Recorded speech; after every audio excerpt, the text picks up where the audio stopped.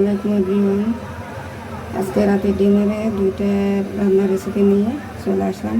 আমি ঝটপট দুইটা রান্নার রেসিপি আপনারা দেখতে থাকুন। দিয়ে দিচ্ছি আমি এখানে 2 টেবিল চামচ সোয়াবিন তেল। আজকে আমি যে রেসিপিটা তৈরি করতেছি গ্যাস, আজকের এইটা হবে কষা চিকেন ডাল ফ্রাই। হালকা পাতলা আলু দেবো, দেখতে থাকুন।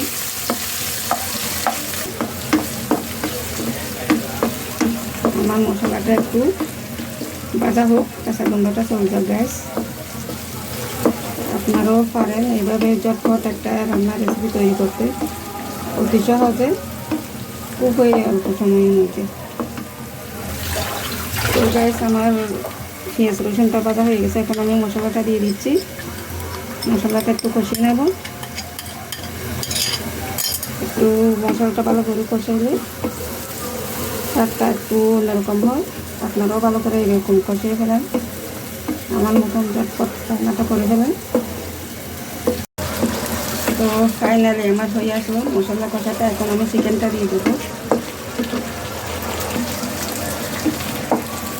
দিয়ে দিচ্ছি গ্যাস আমার চিকেনটা। আমি এটা একটু উল্টা পাল্টা নিয়ে আমি হালকা আলুটাও দিয়ে দেবো।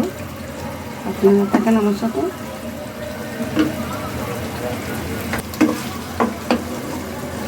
তো গ্যাস দিয়ে দিচ্ছি আমি কয়েকটা আলু। আলুটা আমার বাচ্চারা পছন্দ করে, তাই আমি জাল জাল কষা মাংসটাতে তো একটু আলু দিয়ে দিবেন।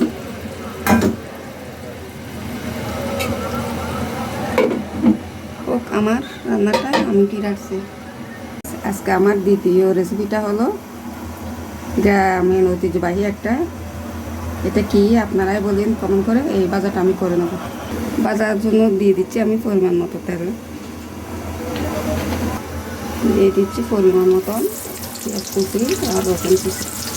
এটা একটু ভেজে নিয়ে আমি সবজিটা দিয়ে দেবো। দিয়ে দিচ্ছি একটা কাঁচামরিচ, দিয়ে দিচ্ছি আমি সবজিটা ভাজার জন্য সবজিটা দিয়ে দিলাম। দিয়ে দিচ্ছি মশলা, দিচ্ছি 1 চা চামচ হলুদের গুঁড়ো, দিচ্ছি আধা চা চামচ ধনিয়ার গুঁড়ো। এখন আমি ফোড়ন দিয়ে ভাজাটা করে নেব।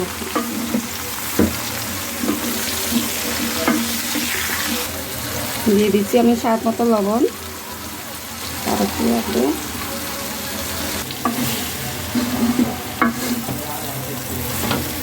এই ভাজাটা হতে থাক।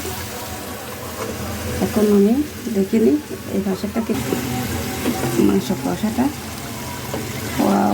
কুকে আমি হবে জাল জাল কষা মাংস আজকের ডিনারের জন্য হতে থাক। তো গাইস দেখি ফাইনালি আমার ভাজাটা হয়েছে, একটু পরে নামে ফেলবো। এদিকে আমার মাংস কষাটাও ফাইনালি হয়ে গেছে।